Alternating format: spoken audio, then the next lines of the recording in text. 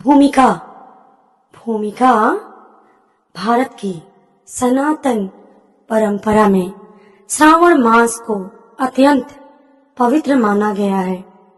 इस मास में विशेषकर भगवान शिव की पूजा का महत्व बढ़ जाता है और हर सोमवार को श्रावण सोमवार व्रत रखा जाता है।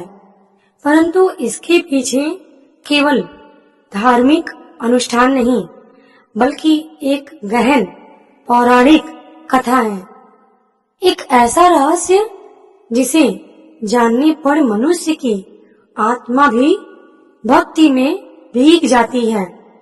आइए सुनते हैं एक अत्यंत प्राचीन कथा जो बताती है कि श्रावण सोमवार क्यों मनाया जाता है और यह कैसे जन्मा।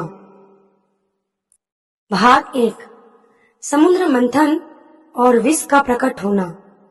बहुत बहुत प्राचीन समय की बात है, जब देवता और असुरों के बीच सतत युद्ध होता था।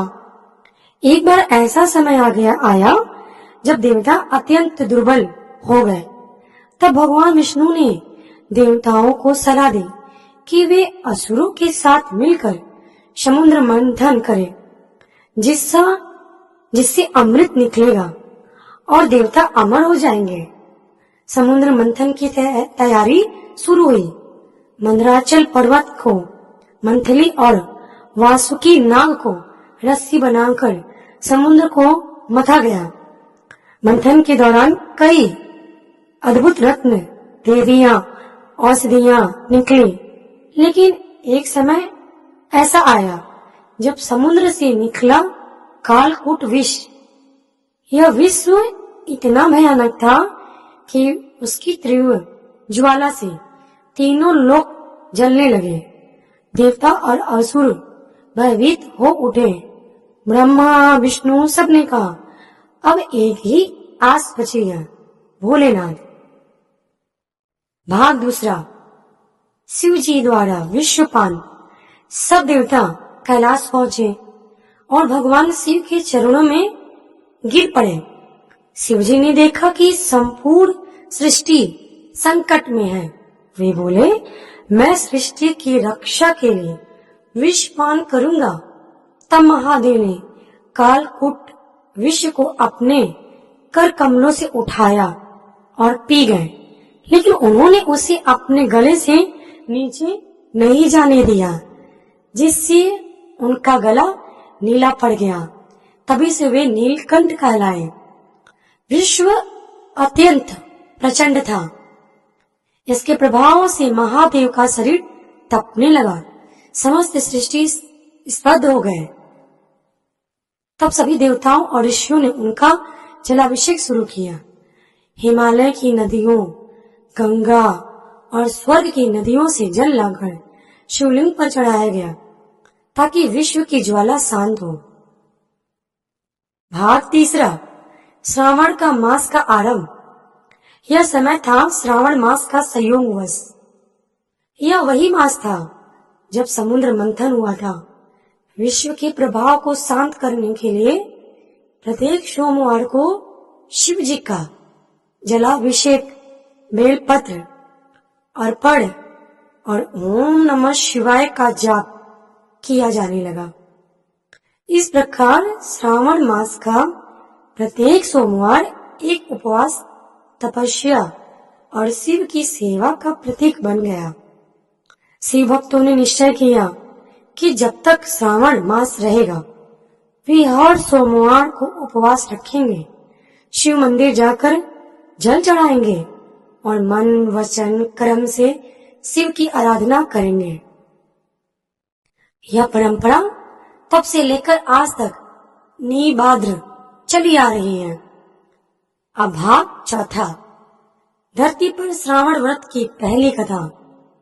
राजा धर्मसेन की कथा। सतयुग में एक राजा था, धर्मसेन। वह अत्यंत धर्मात्मा था, परंतु उसे कोई संतान नहीं थी। एक दिन एक वृद्ध साधु दरबार में आए और बोले, हे राजन, श्रावण मास आने वाला है। यदि आप और रानी पूरे श्रावण मास में हर सोमवार को व्रत करें, शिव जी को जल और बेलपत्र चढ़ाएं, तो भगवान शिव आपके गोद भर देंगे। राजा और रानी ने पूरी श्रद्धा से श्रावण सोमवार व्रत रखा और उपवास किया। प्रातः काल स्नान कर शिव मंदिर जाकर अभिषेक किया। बेलपत्र, दूध, दही, घी, शहद और गंगा जल से पूजा की। श्रावण का अंतिम सोमवार आया। उसी रात शिव जी राजा को स्वप्न में दर्शन दिए और बोले, तुम्हारी श्रद्धा और संकल्प से प्रसन्न होकर मैं तुम्हें रत्न प्रदान कर रहा हूँ। कुछ महीनों बाद रानी ने एक दिव्य तेजस्वी पुत्र को जन्म दिया, जिसका नाम रखा गया शिवनंदन। भाग 5वां। एक निर्धन कन्या की कथा। लोक प्रचलित कथा। एक गांव में एक निर्धन ब्राह्मण की कन्या थी, सुदेवी। यह अत्यंत भक्ति परायण थी और रोज शिव मंदिर में बेलपत्र, पुष्प और जल चढ़ाने जाती थी। श्रावण मास में उसने संकल्प लिया कि हर सोमवार व्रत रखेगी और शिव जी से अपने लिए उत्तम वर मांगेगी। उसका विवाह एक राजा से हुआ, लेकिन वहां जाकर पता चला कि उसकी सास और नंदे अत्यंत क्रूर थी। उन्होंने उसे बार बार कष्ट दिया, उपवास से रोका, मंदिर जाने नहीं दिया। फिर भी शिव देवी ने अपनी श्रद्धा नहीं छोड़ी। एक दिन जब वह गुप्त रूप से शिव मंदिर गई, तो मंदिर में शिव पार्वती स्वयं प्रकट हुए। उन्होंने कहा, हे पुत्री, तेरी भक्ति ने हमें प्रसन्न किया। अब तेरा जीवन सुख, सम्मान और समृद्धि से भर जाएगा। उसके बाद से उसका जीवन बदल गया। उसके पति का स्वास्थ्य सुधर गया।